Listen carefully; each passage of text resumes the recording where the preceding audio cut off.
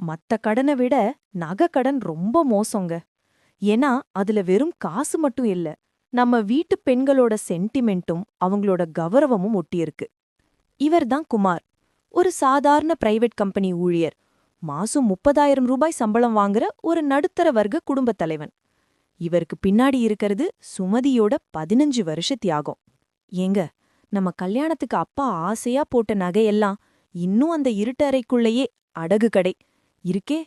எப்படியாவது மீட்டுடுங்கன்னு சுமதி கேக்கும்போது குமாரோட மனசுல வர அந்த குற்ற உணர்ச்சி கலந்த வலி இருக்கே, அத அனுபவிச்சவங்களுக்கு தான் தெரியும். யோசிச்சு பாருங்க, கையில வரது வெறும் 30,000 ரூபாய் சம்பளம். ஆனா நகைக்கடன் மட்டும் 10 லட்சம். 10 லட்சம் கடனுக்கு வட்டி கட்டவே பாதி சம்பளம் காணாம போயிடும். மீதி 15,000த்துல வீட்டு வாடகை, அரிசி மூட்டை, பசங்க ஸ்கூல் ஃபீஸ்னு எப்படி குடும்பத்தை ஓட்டுறது? எப்படி அந்த 10 லட்சம் அசல திருப்புறது? இப்படியே போனா அந்த நகை என்னைக்காவது நம்ம வீட்டு அலமாரிக்கு வருமா? இல்ல ஒரு நாள் ஏலத்துக்கு போயிடுமா?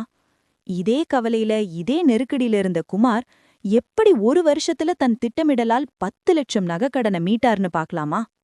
பார்வையாளர்களே, உங்கள நோக்கி ஒரு கேள்வி. உங்க வீட்லயும் நகைக்கடன் இருக்கா? அதோட வட்டி கட்டவே உங்க சம்பளம் பத்தாம போகுதா? என்னைக்காவது ஒரு நாள் மீட்டிடுவேங்கிற நம்பிக்கையில மட்டும் காலத்தை தள்ளி போடுறீங்களா? அப்படியென்றால் இது வெறும் கதை இல்ல, உங்களுக்கான தெளிவான மீட்பு பிளான்.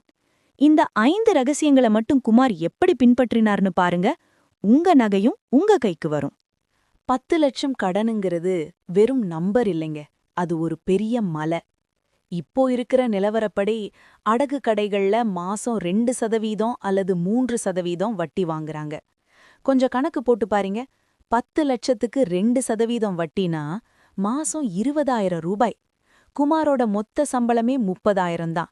அதுல 20,000 ரூபாய வட்டியாவே கொண்டு போய் அந்த அடகு கடைக்காரர் கல்லாப்பெட்டியில வச்சுட்டு மீதி 10,000 ரூபாய வச்சுதான் ஒரு மாசம் முழுசும் அந்த குடும்பம் பசி இல்லாம இருக்கணும். இது என்ன வாழ்க்கை? குமார் உள்ள போறாரு. என்ன குமார் சார், 10 லட்சம் அசல தொடவே மாட்டீங்க போல. மாசம் மாசம் இந்த 20,000 வட்டிய கொண்டு வந்து கொடுக்க உங்களுக்கே கஷ்டமா இல்லையா? வட்டி ஏறிக்கிட்டே போகுது. நகை ஏலத்துக்கு வந்துடும் பாத்துக்கோங்க. சும்மா வட்டிய மட்டும் கட்டிட்டு இருந்தா போதாது.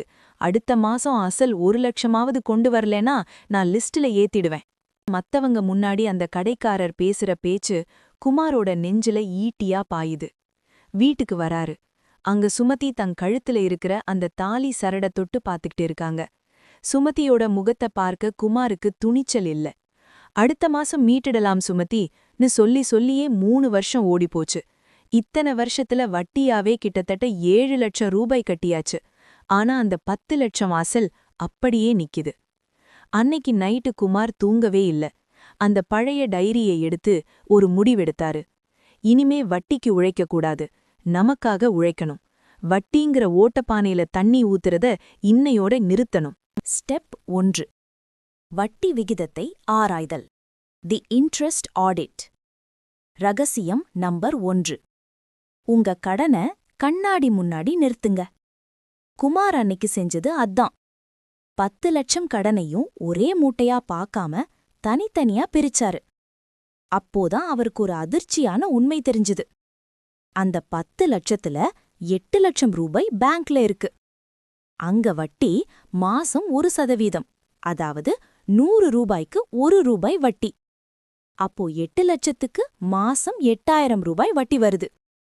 ஆனா மீதி இருக்கிற அந்த 2 லட்சம் ரூபாய் மட்டும் வெளியில ஒரு அடகு கடையில கந்து வட்டிக்கு இருக்கு. அங்க வட்டி 3%, அதாவது 100 ரூபாய்க்கு 3 ரூபாய். இப்போ கணக்க பாருங்க. பேங்க்ல இருக்கிற 8 லட்சத்துக்கு வட்டி 8,000 ரூபாய். வெளியில இருக்கிற வெறும் 2 லட்சத்துக்கு மட்டும் வட்டி 6,000 ரூபாய்.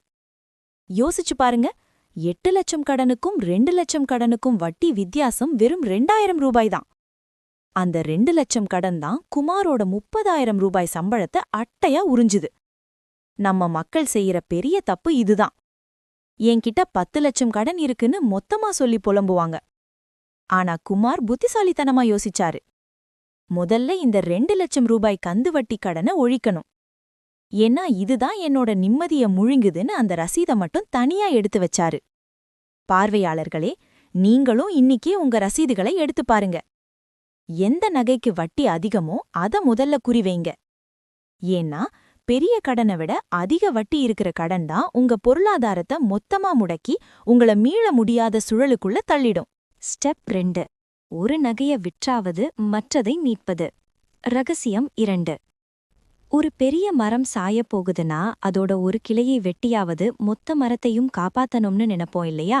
அதே புத்திசாலித்தனமான முடிவைத்தான் குமார் இப்போ எடுக்க போறாரு.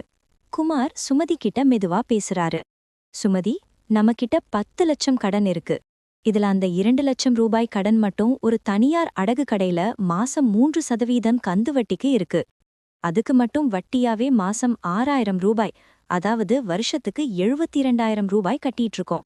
ஆனா அந்த 2 லட்சம் கடனுக்கு நாம அடகு வச்சிருக்கிறது வெறும் 2 சவரன் நகையைத்தான். இப்போ கோல்ட் ரேட் எங்கேயோ போயிருச்சு சுமதி. 1 சவரன் 1,10,000 ரூபாய்க்கு மேல விக்குது. நாம அடகு வச்சிருக்கிற அந்த 2 சவரனை இப்பவே வித்தா கூட 2,20,000 ரூபாய் கிடைக்கும். அதுல அடகு கடைக்கு தர வேண்டிய அந்த 2 லட்சத்தை இப்பவே கட்டிட்டு கடனை மூடிடலாம். மீதி 20,000 ரூபாய் நம்ம கைக்கே வரும். இதோ பாரு சுமதி, கடனும் தீரும், கையில காசும் நிக்கும். பார்வையாளர்களே கவனிங்க, இதுல இருக்கிற லாஜிக் என்ன தெரியுமா? அந்த 2 லட்சம் கடனை அடைக்காம அப்படியே வைத்திருந்தா அடுத்த 3 வருஷத்துல நீங்க கட்டப்போற வட்டி மட்டும் 2,16,000 ரூபாய். அதாவது நீங்க அடகு வச்ச 2 சவரன் நகையோட இன்றைய மதிப்பை விட நீங்க கட்டப்போற வட்டி தான் அதிகம். வட்டிக்கு வட்டி கட்டியே நம்ம ரத்தம் சுண்டிடும். சுமதிக்கு முதல்ல அழுக வருது. இது என் தம்பி கல்யாணத்துக்கு எடுத்ததுங்கன்னு சொல்றாங்க. ஆனா குமார் புரிய வைக்கிறாரு. சுமதி, இந்த 2 சவரனை இன்னைக்கு வித்தா வருஷத்துக்கு மிச்சமாகிற 72,000 ரூபாய் வட்டி பணத்தை வைத்து இன்னும் 2 வருஷத்துல உனக்கு 4 சவரன்ல பெரிய செயினாவே வாங்கி தருவேன். சுமதி யோசிக்கிறாங்க. 10 லட்சம் கடனுக்கும் வட்டி கட்டி கட்டி ஒரு நாள் எல்லா நகையையும் அடகு கடைக்காரருக்கு தானமா கொடுக்க போறோமா, இல்ல இன்னைக்கு ஒரு மனக்கசப்போட ஒரு சின்ன நகையை வித்துட்டு மத்த 8 லட்சம் ரூபாய் மதிப்புள்ள முக்கியமான நகைகளை தற்காத்துக்க போறோமா? சுமதி கண்ணீரை துடைத்துக் கொண்டு தலையசைக்கிறார். குமார் அந்த 2 லட்சம் ரசீதை எடுத்து தனியாக வைக்கிறார். பார்வையாளர்களே, உங்களுக்கும் இதே கேள்விதான். சென்டிமெண்ட் முக்கியமா இல்ல உங்க குடும்பத்தோட நிம்மதி முக்கியமா? ஒரு சின்ன இழப்பு ஒரு பெரிய வெற்றிக்கான ஆரம்பமா இருக்கலாம். குமார் எடுத்த இந்த துணிச்சலான முடிவுல இப்போ அந்த 10 லட்சம் கடன்ல 2 லட்சம் அடியோடு காணாம போயிருச்சு. மீதி இருக்கிற 8 லட்சத்தை எப்படி சமாளித்தாருன்னு அடுத்த ரகசியத்துல பார்ப்போம். ரகசியம் 3. உங்க கடனை ரிவர்ஸ் கியர் போடுங்க. 10 லட்சம் கடன்ல இப்போ 2 லட்சத்தை நகையை வித்து முடிச்சாச்சு. மீதி 8 லட்சம் கடன் இருக்கு. நம்ம மக்கள் செய்யற மிகப்பெரிய தப்பு ஒரே இடத்துல வருஷக்கணக்கா வட்டிய மட்டும் கட்டிட்டு நகைய அங்கேயே ரினியூவல் பண்ணிட்டே இருக்கிறதுதான். ஆனா குமார் இப்போ ஒரு புத்திசாலித்தனமான ரூல் ஓவர் முறையை கையாண்டாரு. அடகு கடைக்காரருக்கு நீங்க கற்ற வட்டி அவரோட குழந்தையை வெளிநாட்டுல படிக்க வைக்கும். ஆனா அதே வட்டியை நீங்க மிச்சம் பிடிச்சா அது உங்க 8 லட்சம் கடனை வேகமா குறைக்கும். பார்வையாளர்களே, இந்த கணக்கை மட்டும் இப்போ கவனமா பாருங்க. குமார் கிட்ட இருந்த 8 லட்சம் ரூபாய் கடன் முதல்ல ஒரு தனியார் அடகு கடையில 24% வட்டியில இருந்தது. தனியார் கடையில் வட்டி 8 லட்சத்துக்கு மாசம் 16,000 ரூபாய் வட்டி மட்டும் கட்டினாரு. அரசு வங்கியில் குமார் அங்கிருந்து நகையை மீட்டு இப்போ இருக்கிற 9.5% வட்டியில ஒரு நேஷனலைஸ்டு பேங்க்ல மாத்தினாரு. இப்போ மாச வட்டி வெறும் 6,300 ரூபாய் தான். யோசிச்சு பாருங்க, ஒரே ஒரு நாள் முயற்சி செஞ்சு கடனை மாத்துனதுனால குமாருக்கு மாசம் 9,700 ரூபாய் வட்டி பணம் மிச்சமாச்சு. 30,000 சம்பளம் வாங்குற ஒருத்தருக்கு கிட்டத்தட்ட 10,000 ரூபாய் மிச்சமாகுதுன்னா அது எவ்வளவு பெரிய வெற்றி! குமார் என்ன பண்ணாருன்னா, அந்த தனியார் கடையில ஏலத்துக்கு வரும்னு பயமுறுத்தினப்ப வட்டியை மட்டும் கட்டிட்டு நகையை எடுத்துட்டு வந்து ஒரு நேஷனலைஸ்டு பேங்க்ல மாத்தினாரு. இதனால ஏல தேதியும் தள்ளி போச்சு, வட்டியும் பாதியா குறைஞ்சுது.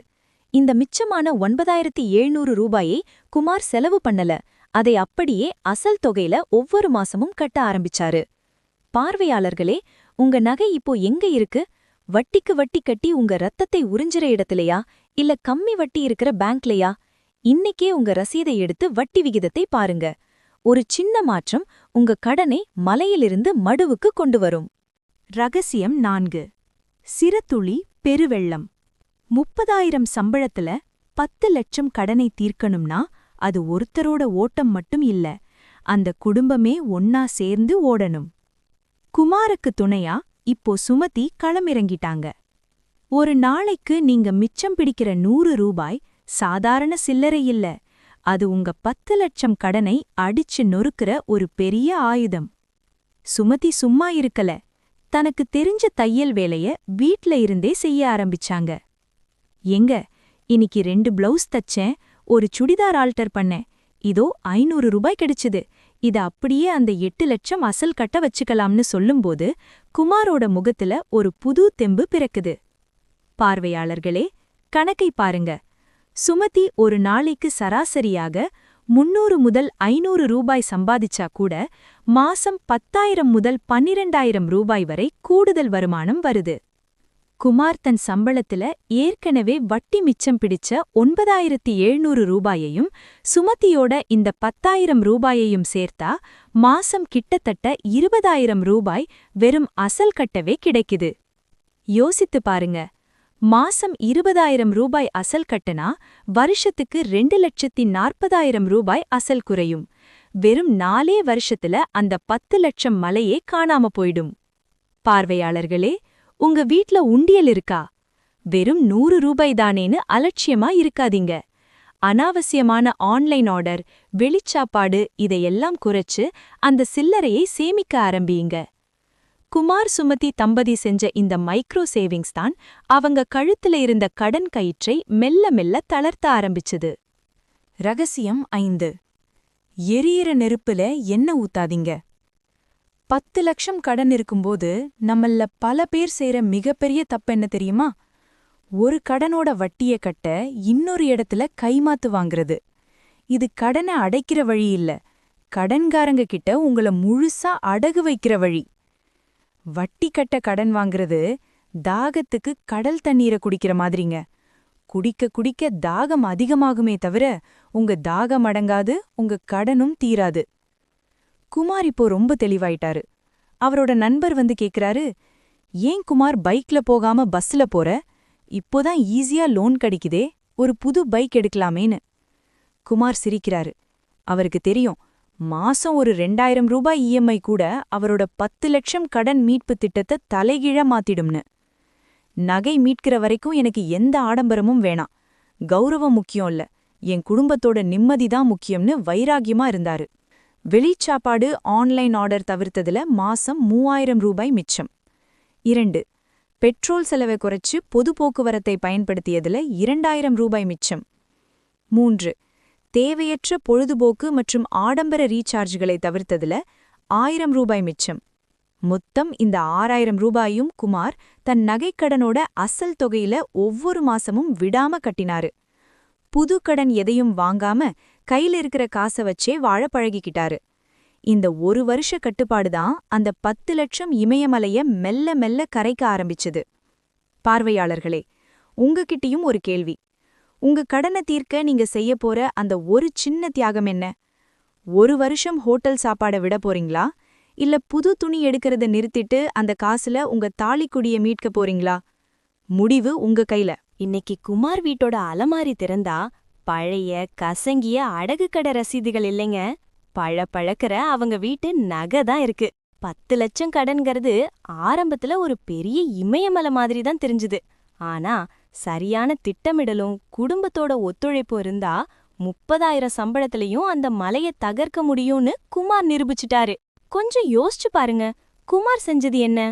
வட்டி மாற்றியதில் மிச்சமான 9,700 ரூபாய், சுமதி கூடுதலாக சம்பாதித்த 10,000 ரூபாய், சிக்கனத்தால் மிச்சப்படுத்திய 6,000 ரூபாய், மொத்தம் மாசம் 25,700 ரூபாய அவர் அசலுக்காக மட்டுமே கட்டினாரு.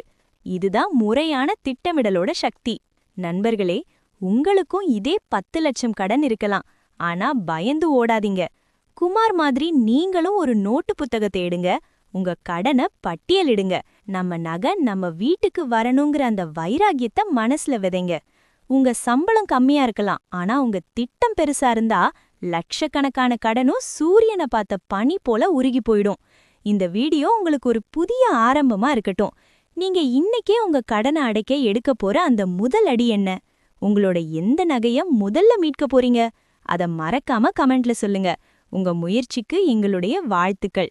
நம்பிக்கையோட செயல்படுங்க, வெற்றி நிச்சயம். இந்த தகவல் உங்களுக்கும் உங்க நண்பர்களுக்கும் பயனுள்ளதா இருக்கும்னு நம்புறோம். இதே போன்ற ஆழமான நிதி ஆலோசனைகளுக்கும் கடன் மீட்பு வழிகளுக்கும் நம்ம கீப் சேவிங் சேனலை மறக்காம சப்ஸ்கிரைப் பண்ணுங்க. உங்க நண்பர்களுக்கும் இந்த பகிருங்க.